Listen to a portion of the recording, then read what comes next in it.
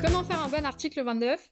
C'est un sujet qui est d'autant plus important aujourd'hui, parce que je ne sais pas si vous le savez, mais l'ACPR a publié hier, justement, son bilan des articles 29 publiés l'année dernière. Et c'est un bilan qui s'appelle «Les assureurs doivent poursuivre leur progrès». Et donc, 178 entités ont été analysées. Et dans les chiffres, donc il y a des chiffres importants, des chiffres mis là, mais juste il y en a un qu'il faut retenir. Aucun rapport n'a fourni l'intégralité des éléments attendus et en moyenne, les entités publient moins de 50% des éléments attendus. Donc, ça, ce n'est pas juste Moonshot qui le dit, c'est vraiment la CPR. Il y a encore une bonne échelle à passer pour faire un article 29 qui finalement répond aux exigences. Donc, qu'est-ce qu'un bon article 29? C'est un exercice de reporting complet. Complet, ça veut dire quoi?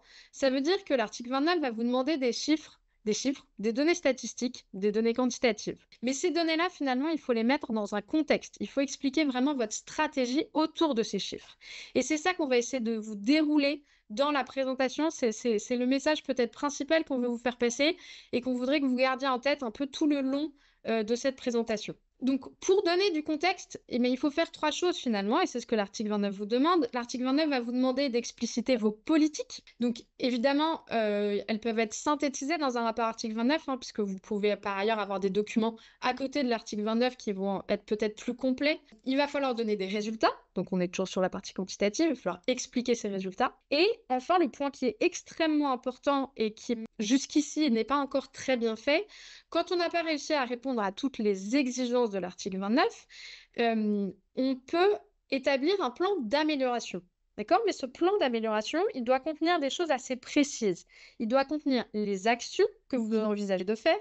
Il doit contenir des objectifs précis et surtout un calendrier. Donc ça, c'est une fois que vous avez coché ces trois cases, finalement, sur l'ensemble des points qui sont demandés par l'article 29, que vous savez que vous allez faire un bon article 29, encore une fois. Donc, on ne va pas, petite précision dès maintenant, on ne va pas vous faire une liste exhaustive de l'ensemble des exigences de l'article 29. Ce serait trop long. Donc voilà, ne vous dites pas que tout ce qu'on vous met dans cette présentation suffit. Il y a des points qu'on n'a volontairement pas abordés. On va se concentrer sur 5 points. Le premier sont les stratégies environnementales, climat, biodiversité. Le second point, ce sont les moyens et la gouvernance ESG qui est mis en place. Le troisième point, il s'agit de la gestion des risques de durabilité. Le quatrième, les politiques d'engagement. Et on va voir pourquoi ça devient un sujet qui devient aussi de plus en plus important. Et le dernier point, qui n'est pas à négliger, c'est la manière dont vous présentez vos produits et finalement les politiques qui sont appliquées à vos produits. Donc si on commence par le premier point, les stratégies environnementales. D'abord le climat, bien sûr. Donc, on vous demande une stratégie d'alignement avec les objectifs de l'accord de Paris. Et la CPR tombait très très bien hier, puisque du coup, elle va donner quelques chiffres de là où... alors, c'est la CPR uniquement, donc là où les assureurs, on va dire, pour faire simple, en sont sur la publication de leur stratégie climat. Donc, l'article 29 vous demande de définir un objectif quantitatif. Déjà, ça, c'est un point important. Cet objectif quantitatif, seulement 36% des entités qui ont été regardées par la CPR l'ont publié. Et un point important, c'est un objectif quantitatif qui doit être publié à horizon 2030, ça aussi c'est précisé, qui doit être revu tous les 5 ans jusqu'en 2050. Un objectif quantitatif, c'est un objectif de baisse des émissions de gaz à effet de serre que vous financez. Donc pour avoir un objectif de baisse sur une période, il faut, entre guillemets, bien évidemment, partir d'une année de référence. Et cette année de référence doit aussi être précisée. Je le dis, puisque finalement, la CPR nous a montré que sur 36% des entités qui publient un objectif quantitatif, 50% ne donnent pas cette année de référence. Et j'imagine que vous, tous ceux qui ont pris un objectif quantitatif l'ont. Donc, n'oubliez pas l'année de référence. C'est extrêmement important pour aussi qu'on comprenne on va dire la valeur de l'objectif que vous avez mis. Il faut après, bien sûr, travailler sur les émissions directes et indirectes. On y reviendra dans les exemples. Donc, on vous a mis à chaque fois des exemples. Alors, vous les regarderez, entre guillemets, à tête reposée. Il y a évidemment plein d'autres exemples qui sont très bons sur la place. Là, c'était ceux qui étaient aussi visuels.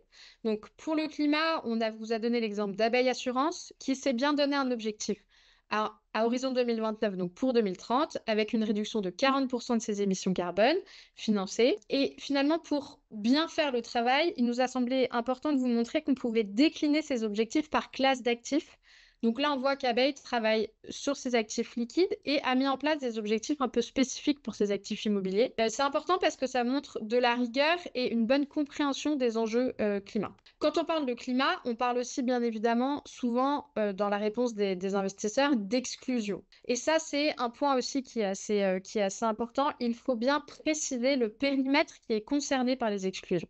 Souvent, on parle des exclusions de manière large et on ne fait pas assez bien, on ne liste pas assez bien les encours qui sont réellement concernés par l'exclusion. Donc là, on a mis l'exemple de CCR qui précise le périmètre et aussi les exceptions possibles. Ça aussi, c'est un point important. Quand on parle de climat, ça, c'est une bonne pratique, entre guillemets, qui est conseillée, hein, qui n'est pas demandée par l'article 29, mais qui est conseillée. C'est aussi de montrer ce que vous financez de manière positive, donc vos parts vertes. Là, on vous a mis l'exemple de la MELF. Enfin, pour le climat, comme pour tous les autres éléments de l'article 29, ce sera très important de définir des plans d'amélioration. Donc, les plans d'amélioration aujourd'hui, ça peut être d'étendre son périmètre d'objectifs de réduction d'empreinte carbone. Donc ça va être le cas, par exemple, du groupe BPCE. Ça va être aussi de travailler plus sur ses émissions indirectes et notamment sur le scope 3. Donc ça va être le cas, par exemple, d'Abeille Assurance. Si on passe maintenant à la biodiversité. La biodiversité, c'est le sujet, d'après la CPR, qui est le moins bien traité dans les articles 29 aujourd'hui, avec une très grande disparité. Il y en a, donc toujours d'après les chiffres de la CPR, hein, je rappelle, ça ne représente pas l'ensemble des rapports article 29 de la place, mais pour la CPR, 1/5 des rapports n'ont pas traité le sujet de biodiversité, alors que 20%, donc on trouve un niveau à peu près équivalent, ont complété 50% des attendus sur la biodiversité. Donc, en fait, là-dessus, il y a un vrai décalage entre ceux qui n'ont pas du tout commencé à se préoccuper du sujet et ceux qui ont réellement commencé à le traiter. Qu'est-ce qu'on nous demande dans l'article 29? On nous demande déjà de prendre des objectifs par rapport à des cibles de long terme, d'analyser nos pressions, nos impacts et de synthétiser tout ça, si on veut, dans un indicateur d'empreinte biodiversité. Ça, c'était la version générale. Maintenant, la CPR, et ça c'est important, je ne vais pas du tout vous le repasser, mais je vous conseille vraiment d'aller regarder ce graphique. La CPR a fait l'exercice de décomposer du coup tout ce qui est réellement attendu quand on parle de biodiversité. Et donc vous voyez qu'il y a une dizaine de lignes. Donc en fait, la stratégie biodiversité, c'est un vrai exercice stratégique complexe qu'il faut commencer à mener. Et si vous n'avez pas aborder, on va dire, tous les points qui sont signifiés ici. C'est là où les plans d'amélioration prennent tout leur sens. C'est qu'en fait, c'est des points que vous devez quand même traiter dans vos plans d'amélioration.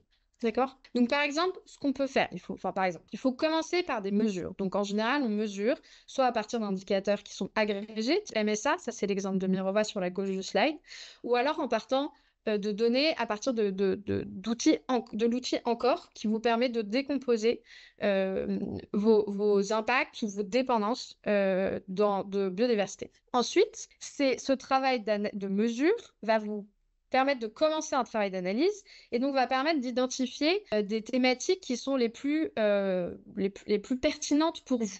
Donc là, on vous a mis l'exemple de Groupama qui a déterminé que le groupe Groupama allait travailler sur 2 thématiques, la déforestation et l'eau, puisque c'est des sujets qui étaient réellement pertinents pour eux. Ensuite, il faut bien sûr déterminer des objectifs de long terme. Donc aujourd'hui, on les a. Ce sont des cibles qui ont été définies lors de la COP 15.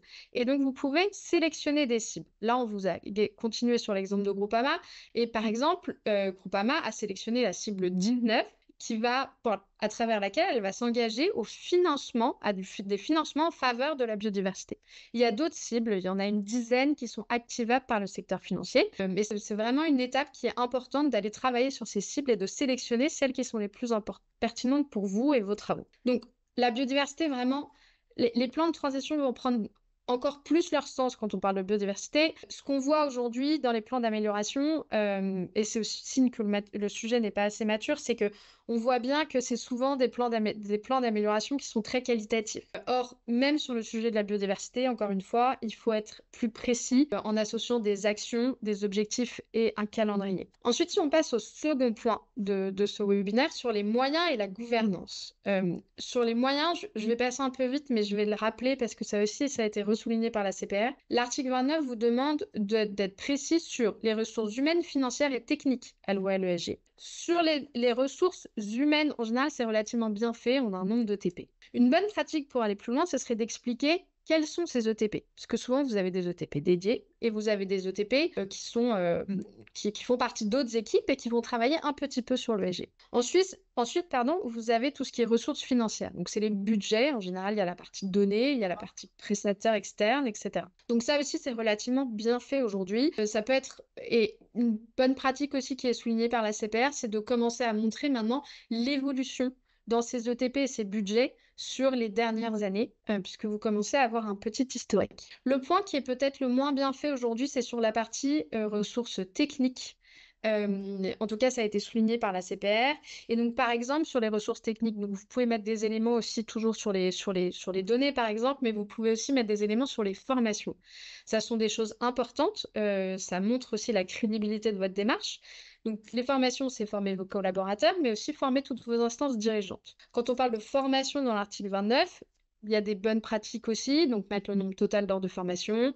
Là, on a un exemple de Groupama Asset Management qui remet ses heures totales par salarié. Ça donne une idée de l'importance des formations qui ont eu lieu. Ou un exemple du rapport article 29 de DNCA qui va lister les sujets des formations qui ont été abordées et le nombre de salariés qui est concerné. Ça aussi, c'est un bon exemple en termes de transparence. Quand on parle de gouvernance de l'ESG, on parle de quoi? On parle de plusieurs choses. On parle déjà de lister les instances dans l'entreprise, y compris les instances dirigeantes qui sont concernées par les sujets. Ensuite, on demande de bien expliciter quelles sont les connaissances, compétences et expériences de chacune de ces instances. Il faut aussi, bien évidemment, expliquer le rôle entre ces instances, le rôle de chaque instance, pardon, et le lien entre ces instances. Ensuite, et ça rejoint mon point précédent, j'y reviendrai pas, il faut avoir formé ces équipes dirigeantes. Et après, il y a deux autres points qui sont peut-être moins bien souvent traités. Il faut inclure des facteurs ESG dans vos politiques de rémunération et il faut aussi préciser dans le règlement interne du conseil d'administration quel est son rôle en matière de ESG. Ce sont deux points qui sont demandés par l'article 29. Donc, en exemple de montrer la gouvernance de l'ESG, là on vous a mis un exemple de chez Score, qui va bien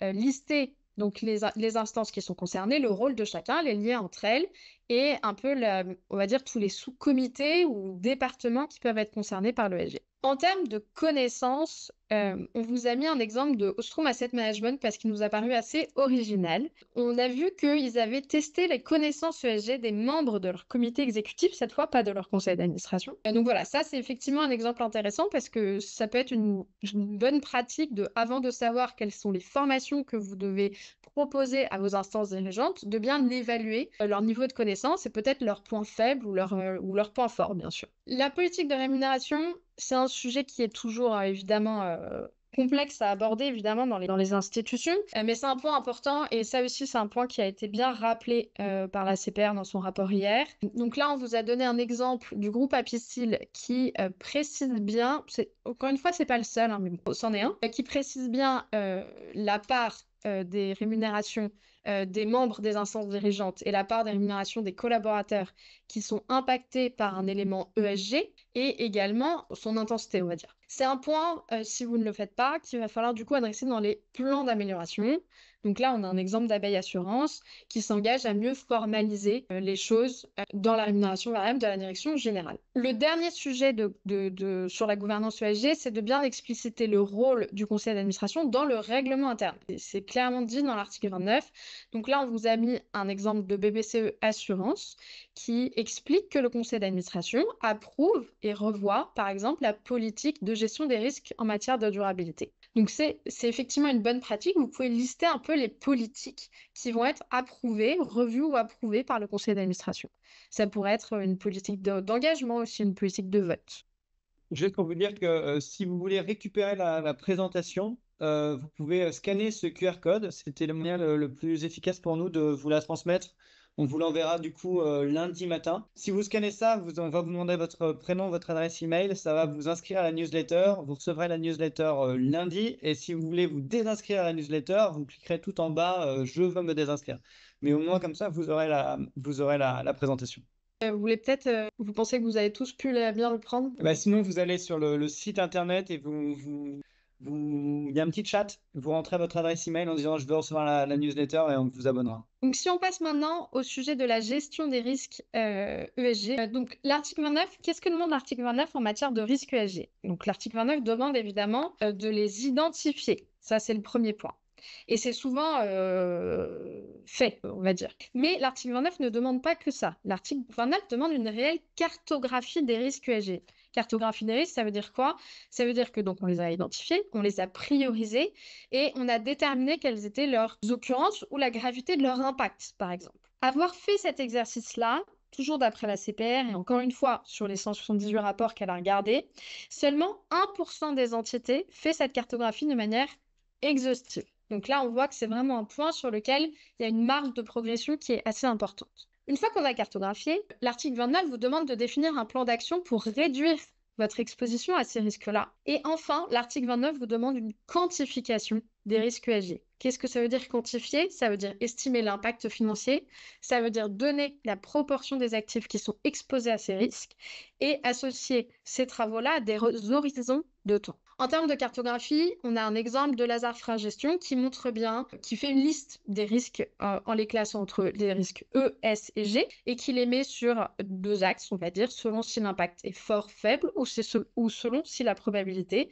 est forte ou faible. D'ailleurs, pour tous ceux qui doivent faire un rapport CS, ça peut être aussi une bonne façon de mapper les 10 ESRS de la CSRD. Exactement. Ensuite, si on passe à la quantification des risques, puisque ça, c'est vraiment un sujet, entre guillemets, qui est encore peu adressé aujourd'hui. Donc, déjà, l'article, on va lever, entre guillemets, l'ambiguïté. L'article 29 vous demande de quantifier l'ensemble des risques. Ok. Bon. Maintenant, aujourd'hui, clairement, les travaux étant débutants sur ces sujets, on commence tous par les risques environnementaux et en particulier sur les risques climatiques. Donc, on va, nous, vous parler uniquement des risques climatiques, mais il ne faut pas oublier que l'article 29 a une vocation plus large. Donc, quand on parle de quantifier les risques climatiques, on parle de deux risques à quantifier, les risques physiques, les risques de transition.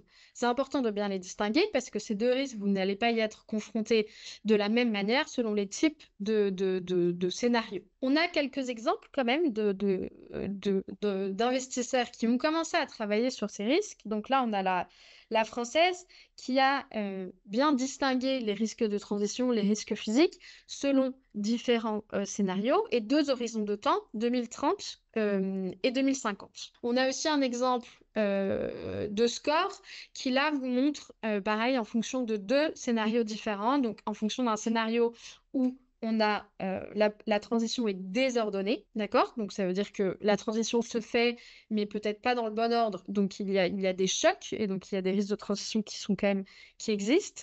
Et après, on a un second scénario qui est regardé, qui est le scénario business as usual finalement, où là on va avoir des risques de transition euh, qui sont inexistantes et des risques physiques par contre qui sont forts puisqu'on ne change pas la manière dont on se comporte, mais évidemment le réchauffement climatique va avoir des effets qui sont importants. Ouais, et sur ce sujet, si ça vous intéresse, on va publier aussi bientôt un contenu qui explique d'une manière assez simple comment on peut faire une quantification des risques de transition en se basant juste par exemple sur des secteurs d'activité. Il y a des choses, il y a des papiers intéressants de la Banque d'Angleterre qui montrent un peu la quantification de pertes en fonction de certaines industries.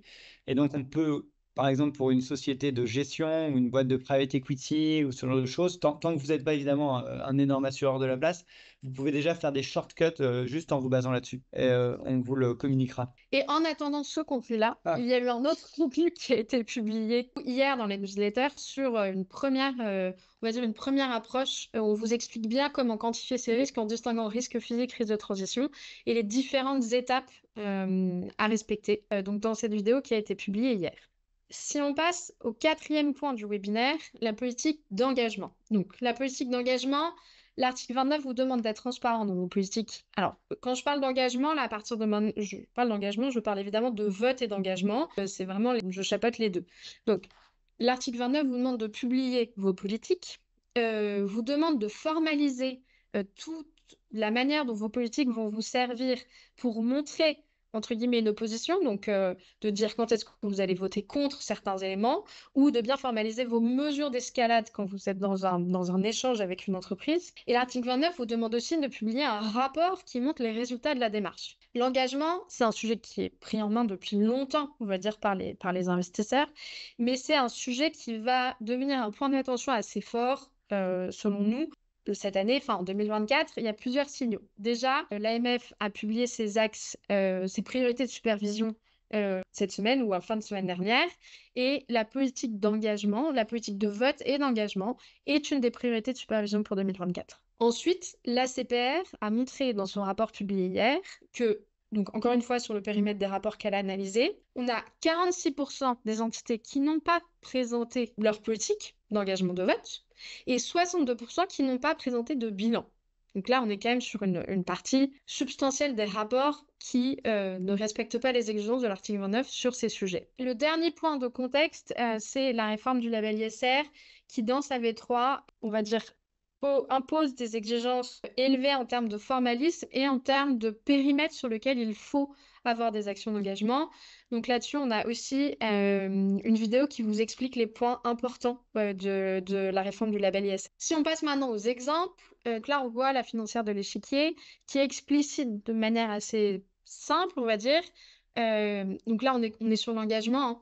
Le périmètre de sa politique d'engagement, les mesures d'escalade qui sont associées et les conséquences en matière d'investissement. Et c'est ce dernier point qui est aussi important avec les mesures d'escalade. Il faut évidemment donc, publier un bilan. Donc, c'est des éléments statistiques. C'est bien, et ça a été redit aussi par la CPR, c'est une bonne pratique de donner des exemples un peu précis. Quand vous faites une action d'engagement, vous la faites en général sur une durée qui peut être longue, entre guillemets, une certaine horizon de temps. Donc, c'est bien de réussir à mesurer les progrès d'année en année de certaines actions d'engagement.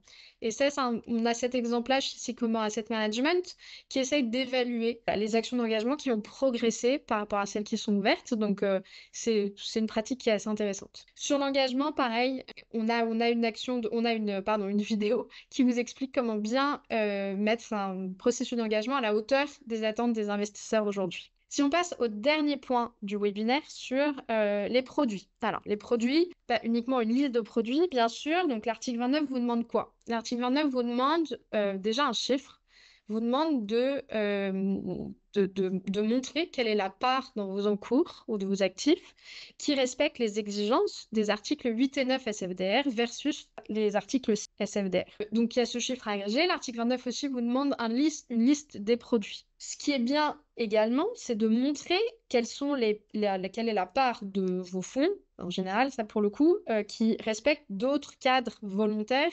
Donc, la part de vos fonds d'impact, la part de vos fonds labellisés ISR, la part de vos fonds labellisés Greenfin ou d'autres labels européens. Donc ça, ce sont des éléments qui sont assez importants.